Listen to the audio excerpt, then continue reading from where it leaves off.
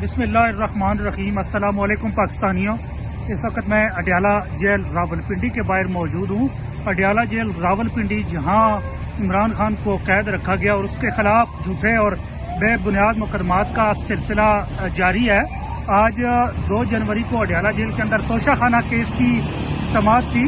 آج مختصر اس کی سماعت ہوئی ہے اور اب وہ 6 جنوری تک ملتوی کر دیا گیا ہے۔ آج اس میں جرہ ہونی تھی لیکن وہ آج نہیں ہو پائی، اور 6 جنوری کو اب اس کے حوالے سے کچھ اہم باتیں میں آپ کو بتانا چاہتا ہوں کہ 6 جنوری کو اڈیالہ جیل کے اندر 3 بڑے اہم کیسز کی سماعت ہے۔ ایک تو آج کا توشہ خانہ کیس، جو توشہ خانہ کیسز سیریز کا ایک ہی فیکٹ کے اوپر، ایک ہی اکرنس کے اوپر، ایک ہی وقوع کے اوپر چوتھا کیس ہے، اور عمران خان کو اس میں 3 بار پہلے سزا دی جا چکی ہے، اور یہ چوتھا کیس ہے جس کے اوپر آپ سزا دینے جا رہے ہیں۔ ابھی تیزی سے اس کے ٹرائل کو چلایا جا رہا ہے، حالانکہ اس کی نسبت جو باقی کیسز ہیں، زرداری کے، نواز شریف کے اور باقی جو کیسز آئے ہیں، ان کی ابھی تک ہیئرنگ ہیئرنگ ان کی مقرر نہیں کی گئی۔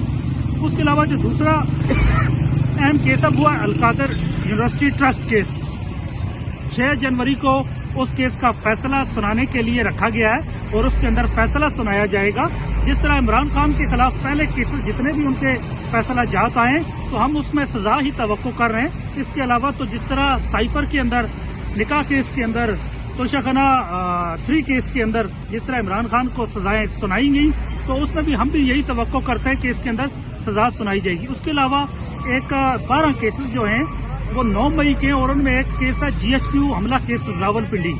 کتنے المیہ اور افسوس کی بات ہے کہ 9 مئی کو جب اسلام آباد ہائی کورٹ کی سینکٹیٹی کو، اس کے تقدس کو، وقار کو مجروح کر کے عمران خان کو گرفتار کیا گیا، اس کے بعد عمران خان اندر جیل کے اندر تھے، ان کے خلاف کیسز قائم کر دیے گئے، اور ان کیسز کی بھی سماعت 6 جنوری کو مقرر کی گئی ہے۔ پاکستان کے عدالتی، آئینی اور قانونی نظام کے اوپر سب سے بڑا سوال 6 جنوری اٹھا رہا ہے۔